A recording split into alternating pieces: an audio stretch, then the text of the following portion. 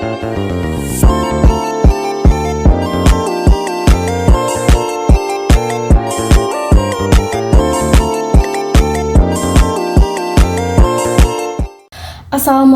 warahmatullahi wabarakatuh.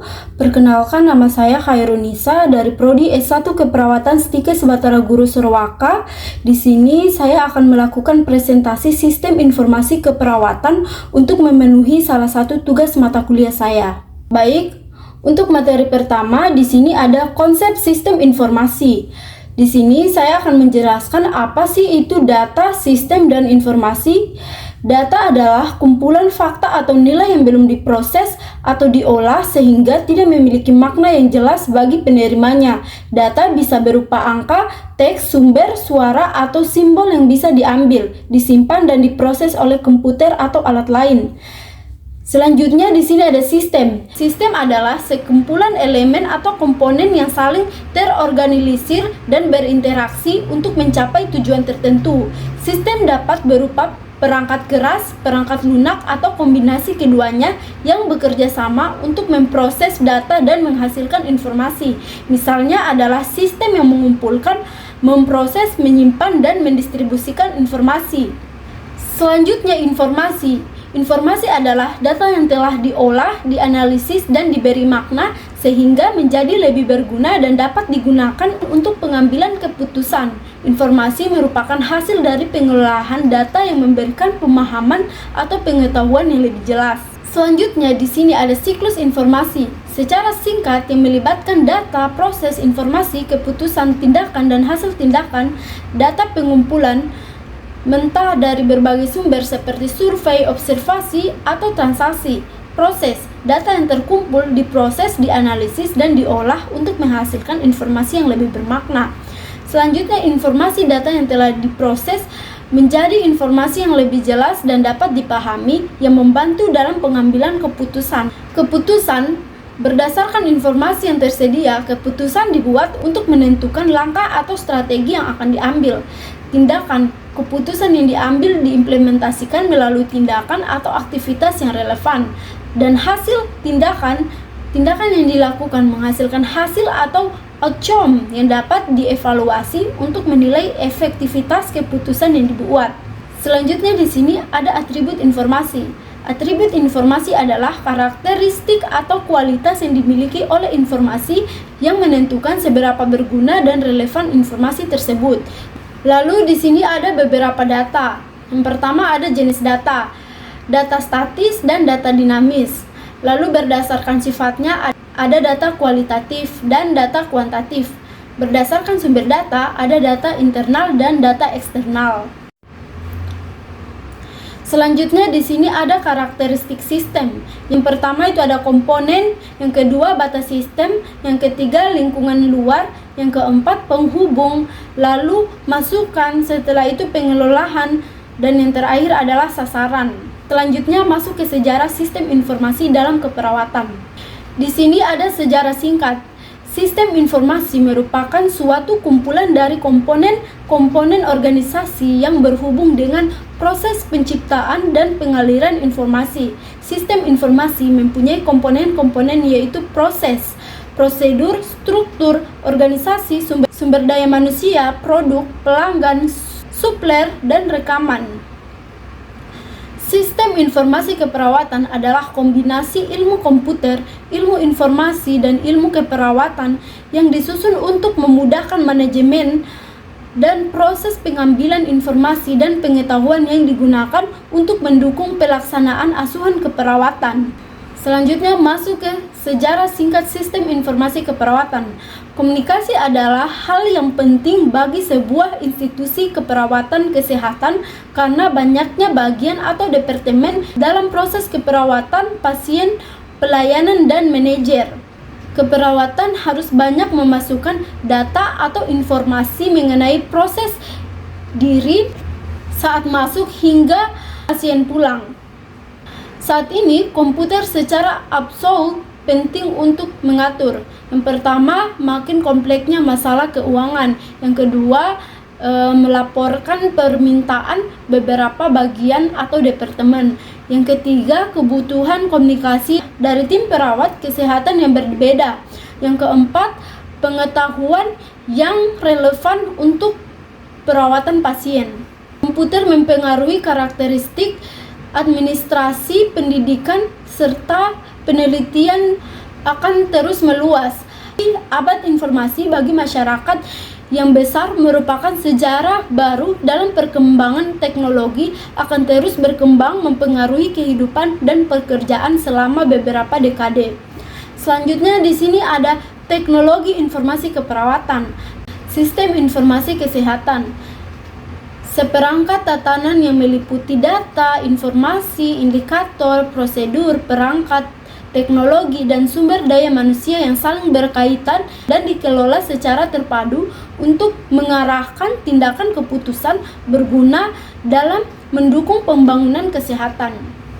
Selanjutnya, di sini ada teknologi informasi dalam keperawatan. Teknologi informasi dalam keperawatan dibagi menjadi 4 bagian. Lain, data kesehatan digunakan untuk memantau, menganalisis, dan mengelola kesehatan seseorang atau kelompok. Selanjutnya di sini ada informasi kesehatan. Informasi kesehatan merupakan hasil pengelolaan data kesehatan yang sudah dianalisis dan dikemas dalam bentuk yang lebih mudah dimengerti dan digunakan untuk pengambilan keputusan. Selanjutnya ada sistem elektronik, merupakan sistem yang menggunakan perangkat elektronik dan teknologi informasi untuk mengelola data dan informasi. Dan yang terakhir ada sistem informasi kesehatan, merupakan sistem yang dirancang untuk mengumpulkan, menyimpan, memproses, dan mendistribusikan informasi kesehatan. Sistem ini bisa mencakup berbagai teknologi dan aplikasi yang mendukung manajemen data kesehatan, termasuk rekam medis elektronik. Selanjutnya di sini ada komputer. Komputer alat elektronik yang dapat memproses data berdasarkan instruksi yang diberikan. Komputer digunakan untuk menjalankan berbagai aplikasi penyimpan data dan memproses informasi dengan kecepatan tinggi. Selanjutnya di sini ada mikroelektronika, bidang teknologi yang berfokus pada pengembangan komponen elektronik kecil seperti sirkuit terpadu atau IC, transistor, dan komponen lainnya. Di sini ada telekomunikasi. Proses pengiriman telekomunikasi adalah proses pengiriman informasi jarak jauh melalui media elektronik. Ini bisa mencakup komunikasi, suara, dan teks atau gambar menggunakan teknologi seperti telepon, internet, radio, atau satelit. Telekomunikasi memungkinkan pertukaran informasi antara individu atau sistem dalam jarak jauh. Baik, selanjutnya kita masuk ke fungsi sistem informasi keperawatan. Adapun fungsi sistem informasi keperawatan, yang pertama ada proses perawatan pasien, yang kedua proses manajemen bangsal, yang ketiga proses komunikasi, dan yang terakhir proses pendidikan dan penelitian. Selanjutnya masuk ke fasilitas di ruang keperawatan, yaitu ada komputer, nursing, dan internet. Selanjutnya di sini ada peran sistem informasi dalam keperawatan. Yang pertama itu ada pengelola data kesehatan. Yang kedua, peningkatan efisiensi dan efektivitas pelayanan kesehatan. Yang ketiga, monitoring dan evaluasi program kesehatan. Dan yang terakhir, dukungan dalam pengambilan keputusan. Selanjutnya di sini ada peran sistem informasi dalam keperawatan. Yang pertama itu ada pelaksanaan pelayanan kesehatan. Yang kedua ada produk medis seperti vaksin dan teknologi kesehatan. Yang ketiga ada tenaga medis. Yang keempat ada sistem pembiayaan kesehatan. Yang kelima ada sistem informasi kesehatan. Dan yang keenam ada kepemimpinan dan pemerintah. Selanjutnya di sini kita masuk ke pengenalan Microsoft Office. Yang pertama ada Microsoft Word atau pengenalan kata.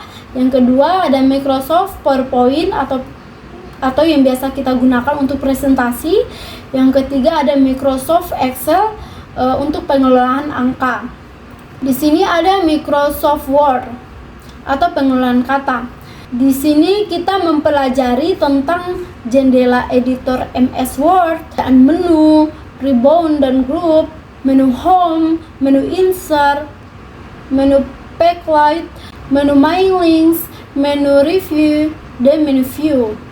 Kita akan mempelajari hal-hal tersebut untuk dasar-dasarnya saja. Selanjutnya di sini ada Microsoft PowerPoint. Kita akan mempelajari tentang teknik penulisan. Di sini ada presentasi, menentukan topik, menyiapkan materi, identifikasi bahan materi, dan poin penting. Lalu pesan yang disajikan dalam berbagai format, materi jelas atau mudah dipahami dan sistematis. Selanjutnya di sini ada tips pembuatan. Yang pertama itu pilih jenis huruf atau font. Lalu gunakan fraksasi, warna, gambar, foto, dan animasi. Yang ketiga, area tampil frame yang ditulis jangan melibatkan ukuran 16 x 20. Lalu usahakan dalam satu slide atau frame tidak memuat lebih dari 18. Selanjutnya di sini ada Microsoft Excel. Di sini kita akan mempelajari tentang menu bar, menu formulas, quick actions, toolbar, ribbon, fitur-fitur dasar, dan rumus Excel. Selanjutnya masuk ke transformasi pelayanan kesehatan melalui digital rekam medis terintegrasi Satu Sehat. Yang pertama di sini ada komitmen informasi sistem kesehatan nasional. Nah, di sini ada urgensi digitalis rekam medis dalam pelayanan kesehatan. Yang pertama ada kesulitan mencari data dari rekam medis manual. Yang kedua, pelayanan tidak efektif dan efisien. Yang ketiga, tata kelola pelayanan kesehatan tidak optimal. Selanjutnya, mengapa kita perlu digitalisasi rekam medis? Yang pertama, karena standarisasi dan integrasi data. Yang kedua, protokol pertukaran data. Yang ketiga, ada simplifikasi aplikasi. Selanjutnya, rekam medis elektronik memudahkan tenaga medis dan tenaga kesehatan untuk memberikan pelayanan yang efektif. Yang pertama, menelusuri riwayat kesehatan pasien. Ini merupakan proses pengumpulan data analisis informasi medis tentang kondisi kesehatan pasien termasuk riwayat penyakit, perawatan sebelumnya, alergi, dan obat-obatan yang digunakan. Hal ini penting untuk membantu tenaga medis memahami kondisi pasien secara menyeluruh, membuat keputusan pengobatan yang lebih tepat, serta mengidentifikasi potensi masalah kesehatan yang mungkin belum terdeteksi. Yang kedua, ada diagnosis dan terapi lebih tepat. Penentuan penyakit atau kondisi medis yang diderita pasien berdasarkan gejala, pemeriksaan fisik, tes diagnosis, dan riwayat kesehatan. Terapi yang tepat merujuk pada pemberian pengobatan atau tindakan medis yang sesuai atau kondisi pasien dengan tujuan untuk menyembuhkan atau mengelola penyakit secara efektif. Peningkatan akurasi dalam diagnosis dan terapi penting untuk meningkatkan hasil pengobatan dan mencegah kesalahan medis. Selanjutnya di sini ada keselamatan pasien. Yang ketiga ada keselamatan pasien, merupakan upaya untuk melindungi pasien dari bahaya atau cedera yang mungkin timbul selama proses perawatan medis.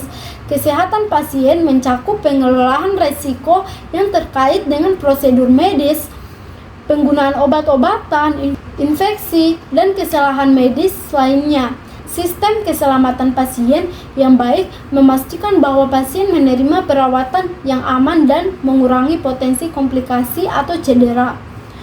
Baik, sekian saja presentasi dari saya. Semoga bermanfaat bagi teman-teman yang telah menontonnya. Saya akhiri dengan ucapan wabillahi taufiq wal hidayat. Wassalamualaikum warahmatullahi wabarakatuh.